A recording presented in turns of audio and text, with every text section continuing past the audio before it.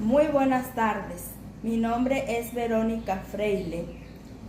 Hoy me acompañan mis compañeros Pedro Fajardo y José Marulanda.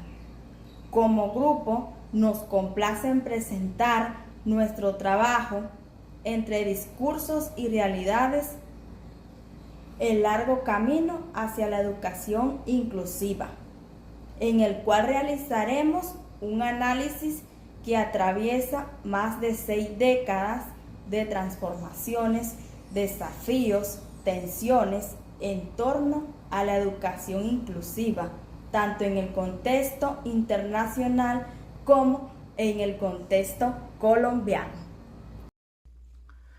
Cordial saludo, mi nombre es Pedro Antonio Fajardo Hernández.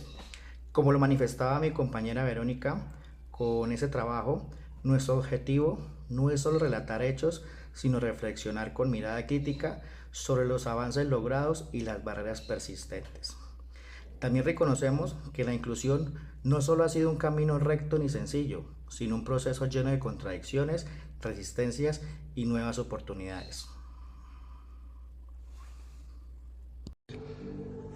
A lo largo del video exploraremos cada decenio desde 1960 hasta 2024, evidenciando los cambios conceptuales en torno a la inclusión, los avances legislativos y sobre todo las deudas que aún tenemos como sociedad. Y continuamos hablando de las décadas 60 y 70. En los años 60 y 70, la inclusión no era un concepto visible en las agendas políticas. Las personas con discapacidad y otros grupos marginados eran asumidos bajo la lógica asistencialista o meramente creativa. Predominaba el enfoque de educación especial y la segregación era vista como natural. Internacionalmente, la Declaración Universal de los Derechos Humanos empezaba a ser una referencia, pero sin traducción real en políticas de inclusión educativa. En Colombia surgieron instituciones como el ICP, que aunque avanzaban en atención, reforzaban la mirada de otros, separados del sistema regular. Década de 1980 a 1990. En los años 80 se habla por primera vez de integración, un paso importante pero aún muy limitado. La lógica era insertar a estudiantes en las aulas regulares sin necesariamente cambiar las prácticas ni los currículos. La Conferencia Mundial de Yontin en 1990 marca un hito global al declarar la educación como derecho para todos. En Colombia, la Constitución de 1991 reconoce los derechos educativos y la diversidad, aunque en la Ley 115 de 1994 todavía se mantiene una visión bastante tradicional de lo que es el estudiante promedio.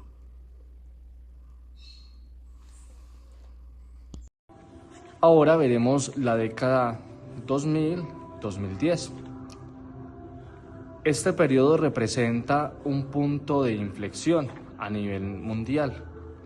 La Convención sobre los Derechos de las Personas con Discapacidad, vemos que esto es más o menos en el año 2006, redefine la discapacidad como un tema de derechos humanos y no de caridad. En Colombia, aunque la legislación avanza, la implementación sigue enfrentando diferentes y múltiples barreras, muy profundas en sí: la falta de formación docente, la ausencia de recursos y la resistencia cultural hacia la diversidad. La inclusión empieza a ser una palabra frecuente en documentos, pero aún dista de ser práctica habitual en nuestra realidad. Bueno, continuamos hablando de las décadas del 2010-2022. La expedición del decreto 1421 del 2017 representa un logro fundamental. Se habla abiertamente de la educación inclusiva, no como favor, sino como derecho exigible. Sin embargo, la brecha entre la norma y la realidad es inmensa. El DUA, que es el diseño universal para el aprendizaje, propone transformar metodologías, pero los cambios llegan de forma lenta y desigual, especialmente en zonas rurales y en contextos de pobreza. En la década de los años 2020 a 2024, la pandemia puso en evidencia la crudeza de la exclusión digital y educativa. Millones de estudiantes quedaron fuera del sistema. Al mismo tiempo, esta crisis obligó a repensar la escuela y abrió debates urgentes sobre justicia educativa. Actualmente, el Plan Nacional de Desarrollo de la vigencia 2022 a 2026 incorpora la noción de un enfoque diferencial, aunque su aplicación práctica aún es un poco desigual. La inclusión hoy abarca no solo la discapacidad, sino también la diversidad étnica, género, orientación sexual, situación migratoria, pobreza, entre otras más condiciones. La educación inclusiva no es un logro que se pueda dar por conquistado, a modo de conclusión. Es un campo de lucha personalmente y permanentemente también. Hoy más que nunca entendemos que educar es un acto profundamente político, donde aceptar, valorar y promover la diferencia se convierte en una tarea cotidiana.